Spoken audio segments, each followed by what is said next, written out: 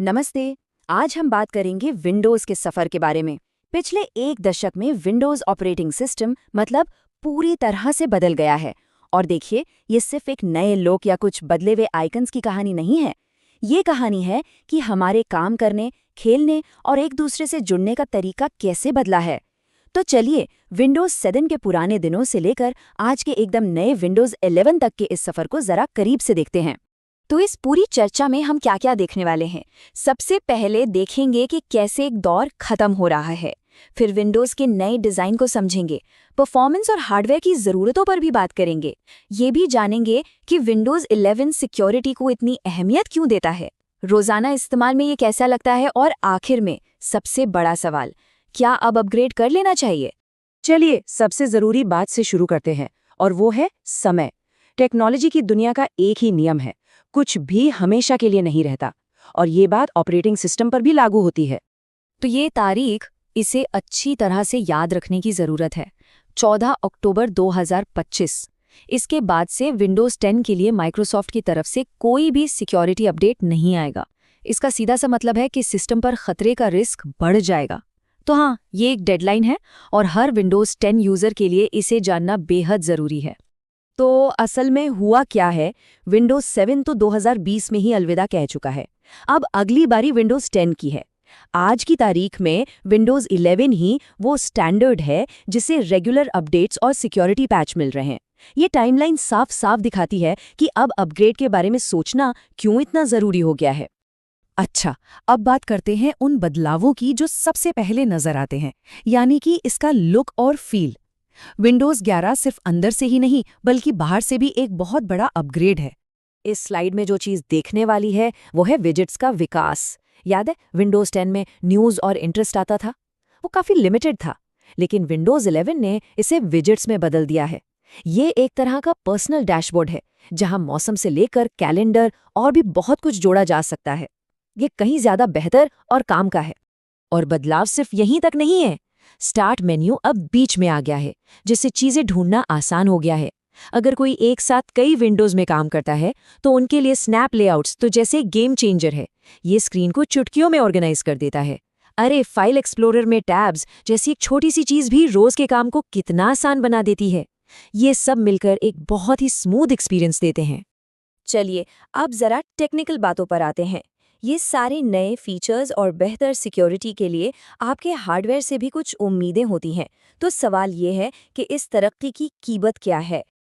देखिए, ऑफिशियल तौर पर विंडोज़ 11 को कम से कम 4 GB रैम, 64 GB स्टोरेज और TPM 2.0 जैसी सिक्योरिटी फीचर्स चाहिए।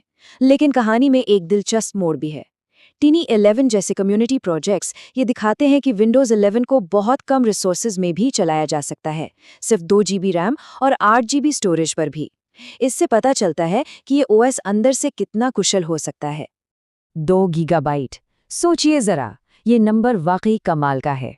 ये दिखाता है कि कम्युनिटी पुराने हार्डवेयर को एक नई जिंदगी देने के लिए कितनी कोशिश कर रही है। हालांकि ये कोई ऑफिशियल तरीका नहीं है, पर इससे विंडोज़ 11 की फ्लेक्सिबिलिटी का अंदाज़ा ज़रूर लगता है। अब आते हैं इस कहानी के सबसे ज़रूरी हिस्से पर, सिक्योरिटी। ये सिर्फ एक और फीचर नहीं है, बल्कि ये विंडोज़ 11 के होने की सबसे बड़ी वजह है। ये आंकड़ा देखिए, ये हैरान करने वाला है। 2020 की शुरुआत में 83% मैलवेयर अटैक्स का निशाना विंडोज़ कंप्यूटर थे। ये एक बहुत बड़ी समस्या थी जिसे माइक्रोसॉफ्ट को सुलझाना था, और इसे सिर्फ छोटे-मोटे पैच से ठीक नहीं किया जा सकता था। ये बात सीधे माइक्रोसॉफ्ट की तरफ से आई है और इससे सब कुछ साफ हो जाता है। विंडोज़ 11 को डिज़ाइन करने के पीछे सबसे बड़ी वजह सिक्योरिटी थी। ये कोई बाद में जोड़ी गई चीज़ नहीं थी, ये तो इसकी नींव थी।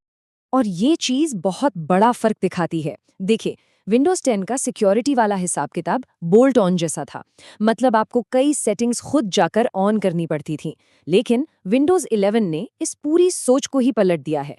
यहाँ सिक्योरिटी पहले से ही सिस्टम का हिस्सा है, डिफ़ॉल्ट रूप से ऑन है, मतलब ये शुरू से ही ज़्यादा मजबूत और सेफ है। हाँ, TPM 2.0 की ज़रूरत ने कई लोगों को परेशान किया है, लेकिन ये यूं ही नहीं है। ये एक फिजिकल चिप है जो हार्डवेयर के लेवल पर ही सिक्योरिटी की एक और लेयर जोड़ देती है। इसे ऐसे समझिए जैसे सिस्टम की चाबियों को एक डिजिटल तिजोरी में रख दिया गया हो, जिससे उन्हें चुराना बहुत ज़्यादा मुश्किल हो जाता है। ये डायग्राम दिखाता है कि ये सिक्योरिटी कितनी गहरी है। ये कोई मामूली एंटीवायरस प्रोग्राम नहीं है, ये चिप टू क्लाउड सिक्योरिटी है जो हार्डवेयर से शुरू होती है, फिर ऑपरेटिंग सिस्टम से गुजरती है और क्लाउड सर्विसेज तक जाती है। हर एक लेयर को हमलों से बचाने के लिए ही बनाया गया है। सिक्योरिटी की बात तो ठीक है, लेकिन रोज के इस्तेमाल में विंडोज 11 कैसा महसूस होता है? चलिए अब उन फीचर्स पर नजर डालते हैं जो हमारे काम करने के तरीके को असल में बदलते हैं। यहाँ कुछ बहुत ही शानदार सुधार है। फोन लिंक अब एंड्रॉयड और आईफोन दोनों के साथ काम करता है, जो एक बहुत बड़ा अपग्रेड है। पास कीज हमें पासवर्ड से छुटकारा दिलाने की तरफ एक कदम है। स्मार्ट ऐप कंट्रोल एक और सिक्योरिटी लेयर है जो सिर्फ भरोसेमंद ऐप्स को ही चलने देता है, और लाइव कैप्शन जैसी चीजें एक्सेसिबिलिटी को और बेहतर बनाती हैं। ये सब छोटी छोटी चीजें मिलकर एक्सपीरियंस को बहुत अच्छा बना देती हैं। तो इतनी सारी जानकारी के बाद अब हम उस बड़े सवाल पर पहुंचते हैं, क्या ये सही समय है विंडोज 11 पर स्विच करने का? प्रोसेस काफी सीधा है। पहला कदम, चेक करें कि आपका पीसी कंपैटिबल है या नहीं। अगर है तो अपनी फाइलों का बैकअप लीजिए और विंडोज अपडेट से मुफ्त में अपग्रेड कर लीजिए। लेकिन अगर हार्डवेयर पुराना है तो माइक्रोसॉफ्ट एक नया पीसी लेने की सलाह देता है। ऐसा इसलिए ताकि सारे नए सिक्योरिटी और हार्डवेयर फीचर्स का पूरा फायदा उठाया जा सके। और इस चर्चा के अंत में भविष्य की तरफ देखना काफी रोमांचक है। विंडोज 11 कोई आखिरी मंजिल नहीं है, ये तो एक नई शुरुआत है। कोपायलट जैसे एआई टूल्स अब सीधे ऑपरेटिंग सिस्टम का हिस्सा बन रहे हैं। ये हमें सोचने पर मजबूर करता है, पर्सनल कंप्यूटिंग कैसी दिखेगी जब हमारा ओएस हमें सच में समझने लगेगा और हमारी ज़रूरतें पहले से ही जान लेगा। भविष्य वाकई बहुत दिलचस्प होने वाला है।